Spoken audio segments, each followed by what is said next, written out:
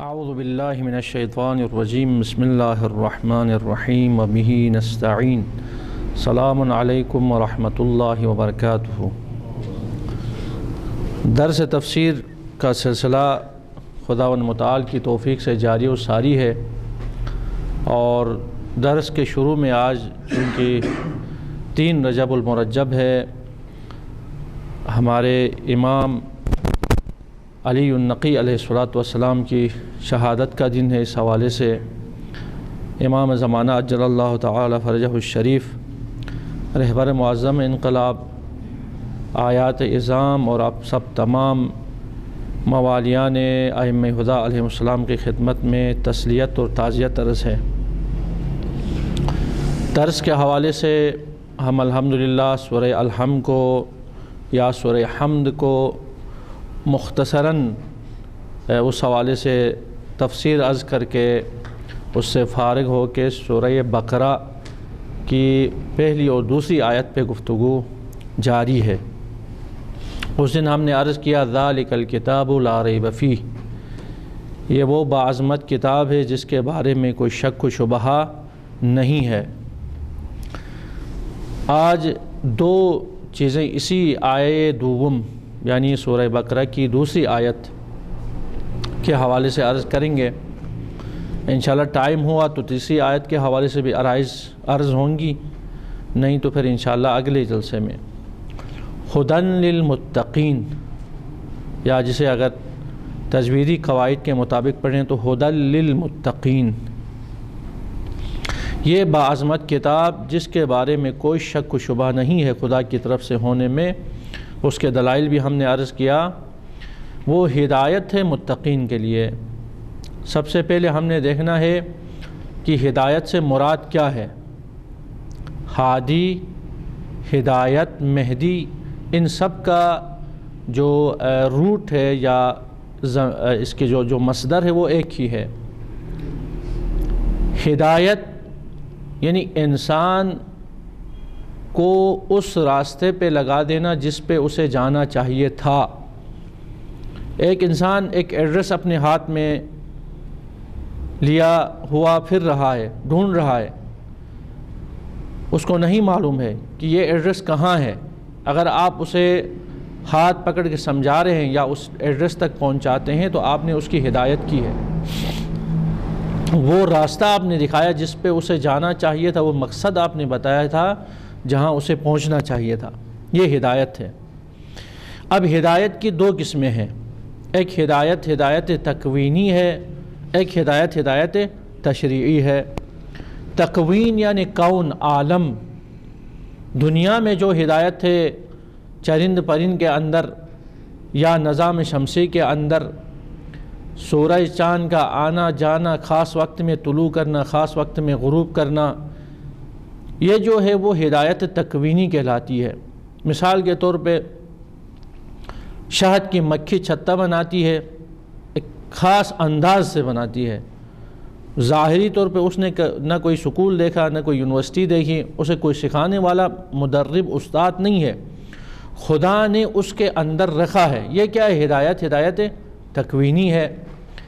یا خداوند متعال نے انسانوں کو جس نظم اور جس ترتیب سے بنایا ہے، ہر ایک کی 2 آنکھیں، 2 ہاتھ، 2 پیر، پھر سر ہونا، یہ جو ہے ایک ہدایت تکوینی ہے، اس میں ہمارا کوئی رول نہیں ہے، یعنی اس انسان کا بما ہوا انسان کوئی رول نہیں ہے، خدا جیسے چاہتا ہے اسے بنا دیتا ہے۔ یہ ہدایت کیا ہے؟ ہدایت تکوینی ہے۔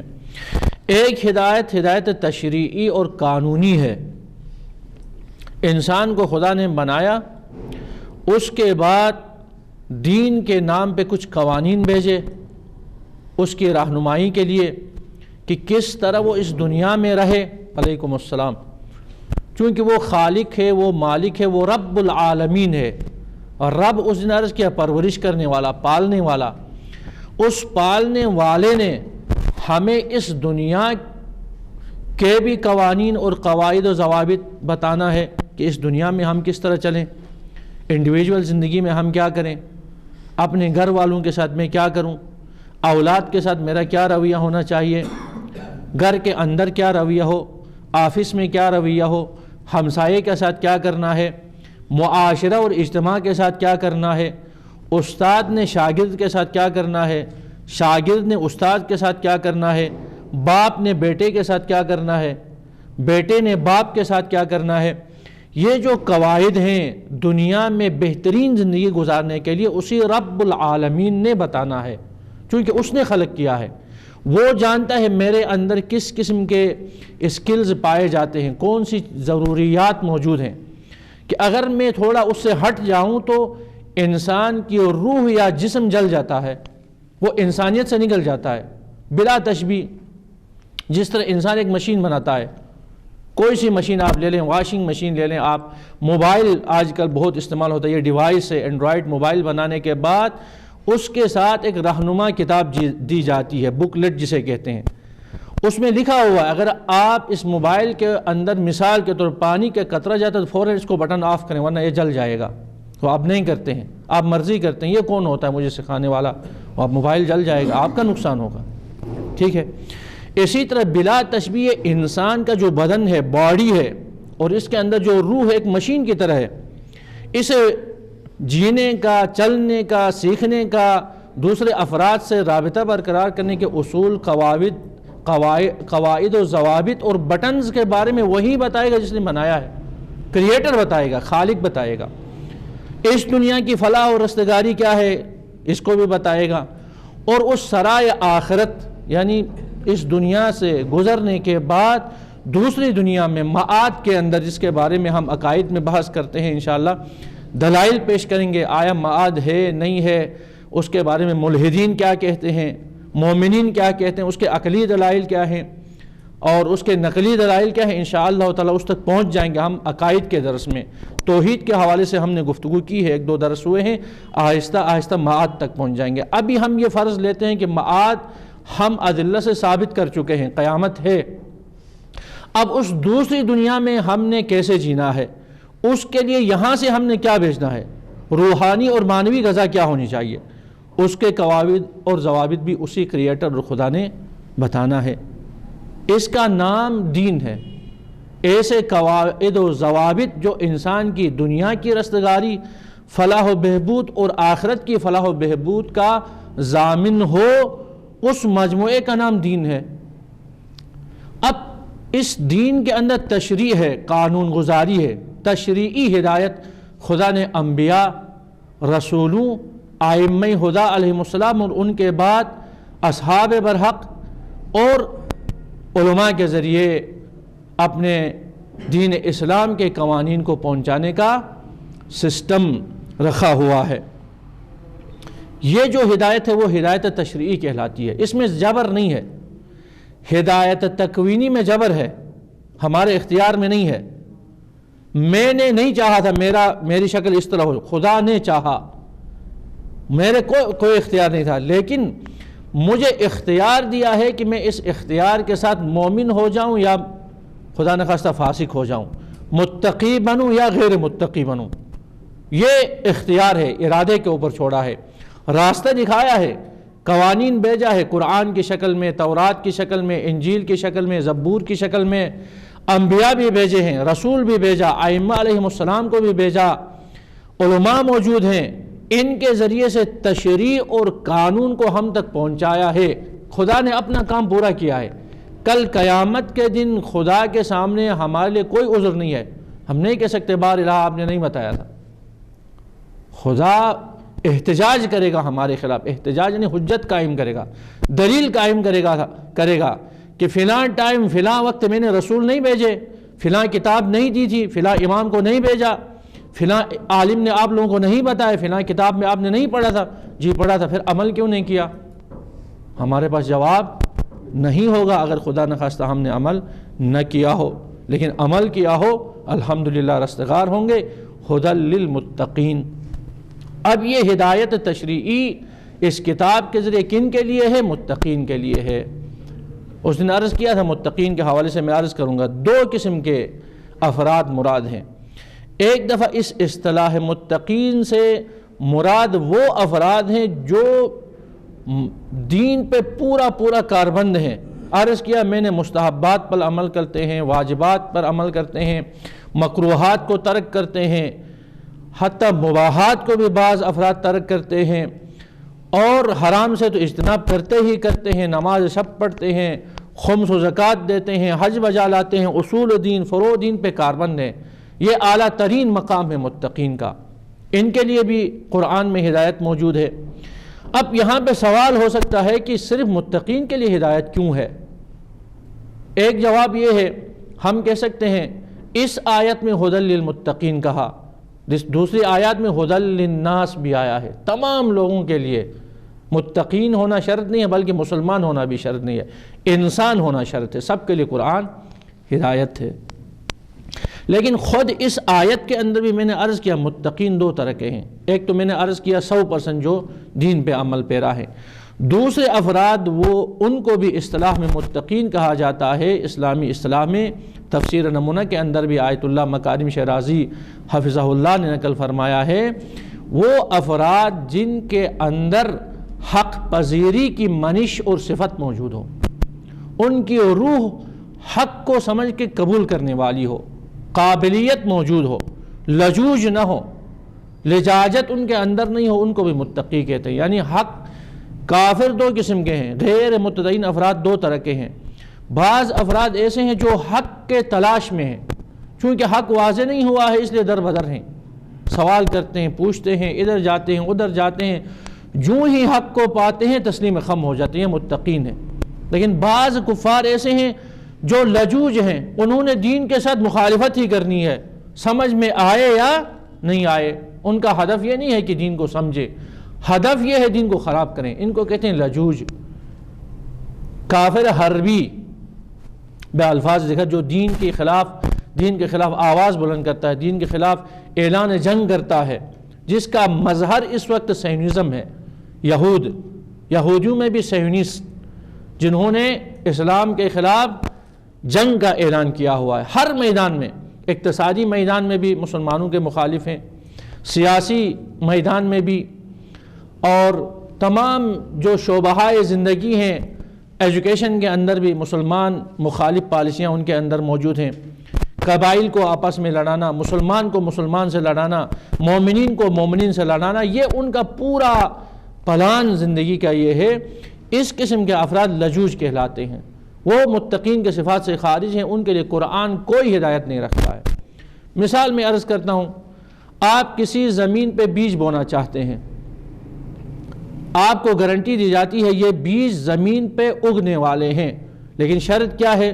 زمین زرخیز ہو، زمین کے اندر پتھر نہ ہو، زمین کے اندر نمکزار زمین نہیں ہو جس میں نمک ہی نمک ہوتا ہے، وہاں پہ پودا یا پھل نہیں اگتا ہے، نمک کھا جاتا ہے، اس بیج کو ہی ختم کرتا ہے۔ انسان بھی دو طرح کے ہیں، بعض لجوج ہیں، اس نمکزار زمین کی طرح ہیں جس کے اندر آپ جیسا بھی ہدایت کا بیج بوئے وہیں پہ ختم ہو جاتا ہے، اس کا کوئی فائدہ نہیں ہوتا ہے۔ لیکن بعض زمینیں زرخیز ہیں، جب آپ اس پہ بیج بوتے ہیں، اسے صحیح روشنی ملتی ہے، ٹائم پہ پانی ملتا ہے، تو آپ کا پھل اگنا شروع ہو جاتے ہیں، سرسبز و شاداب ہو جاتے ہیں۔ اسی طرح بارش کا پانی جو ہے اگر سبزے پہ پڑتا ہے وہ ہرا بھرا ہو جاتا ہے، لیکن یہی پانی خدا نہ خواستہ کسی ایسی زمین پہ پڑے یہاں پہ کیچڑ ہے، وہ پوری جگہ گندی ہو جاتی ہے۔ بلا تشبیہ قرآن بھی ہدایت ہے ان لوگوں کے لیے جن کے دل دماغ صاف ہیں، جن کے اندر زرخیزیت موجود ہے، زرخیز ہیں، وہاں پہ قرآن کے ہدایت کے بیج بوئے جائیں، وہ اگتے ہیں، پھلتے ہیں، پھولتے ہیں۔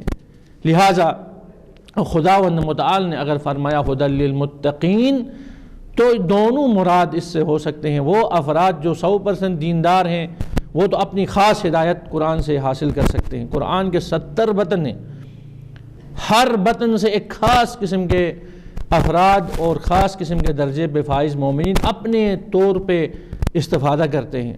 کوئی ظاہری کلام کو سمجھتا ہے، کوئی لطائف کو سمجھتا ہے، حدیث ہے اس حوالے سے، بعض اس کے عمق تک جاتے ہیں، بعض عمق در عمق ان کے قرآن کے مطالب اور معرفت اور عرفان کو درک کرتے ہیں، بعض سطحی ذہن کے ہوتے ہیں۔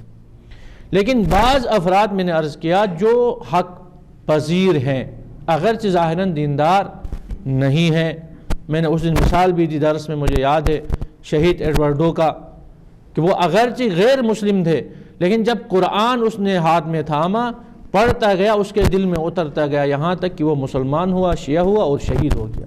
ایسے افراد کی ہدی للمتقین۔ اب تیسری آیت میں فرماتا ہے خداوند متعال یہ مومنین کی صفات، ان متقین کی صفات کیا ہیں جو خاص متقین ہیں، ٹھیک ہے؟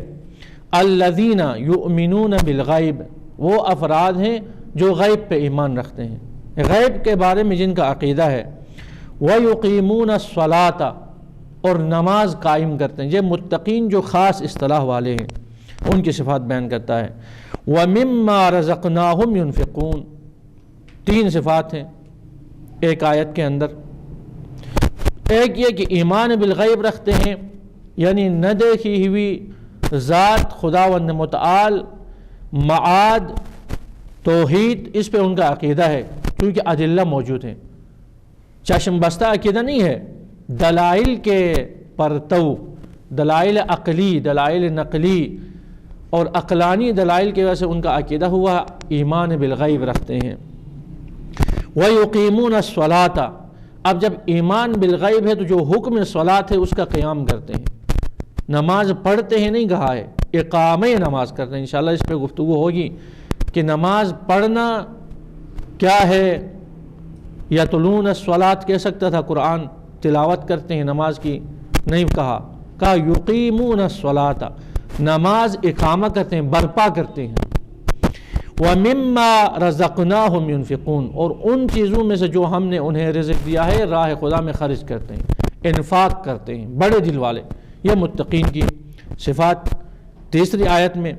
چوتھی آیت میں مزید صفات بیان کیا ہے، وَالَّذِينَ يُؤْمِنُونَ بِمَا أُنزِلَ إِلَيْكَ، یہی متقین ان کی صفات یہ ہیں جو ایمان رکھتے ہیں اس چیز پر جو ہم نے آپ پہ اتارا، یعنی محمد مصطفیٰ صلی اللہ علیہ وآلہ وسلم پہ جو کتاب اتاری، صلی علی وما انزل من قبلک، اور اس چیز پر بھی ایمان رکھتے ہیں جو آپ سے پہلے اتاری گئیں، انجیل، زبور اور تورات پہ۔ وبالآخرۃ ہم یوقنون، اور آخرت پر بھی ان کا ایقان ہے، یقین ہے محکم۔ معاد کے بارے میں ان کے پاس ایسے ادلہ موجود ہیں کہ یقین محکم ان کے دل میں ہے کہ ہم نے کل قیامت کے دن خدا کے سامنے پیش ہونا ہے۔ اولئک علی ھدی من ربہم واولئک ھم المفلحون، پانچویں آیت۔ ان کے لیے خدا نے سرٹیفکیٹ جاری کر دیا، مہر لگا دیا، یہی وہ لوگ ہیں جو اپنے رب کی طرف سے ہدایت پر ہیں، یعنی خصوصی ہدایت ہے ان کے لیے خدا کی طرف سے۔ وَأُولَئِكَ هُمُ الْمُفْلِحُونَ، اور یہی لوگ کامیاب ہونے والے ہیں، کل قیامت کے دن مفلح کہلائیں گے۔ فلاح اور رستگاری خدا نے ان کے مقدر کیا ہے، مہر لگا دیا، سٹیمپ لگا دیا۔ خدا نے کہا ان صفات کے حامل افراد کل قیامت کے دن کامیاب اور کامران ہیں۔ خداوند متعال کل قیامت کے دن ہم سب کو متقین کے ساتھ محشور فرمائے اور محمد و آل محمد کی شفاعت نصیب فرمائے اور قرآن کی شفاعت نصیب فرمائے۔ وآخر دعوانا ان الحمد للہ رب العالمین، والسلام علیکم ورحمۃ اللہ وبرکاتہ۔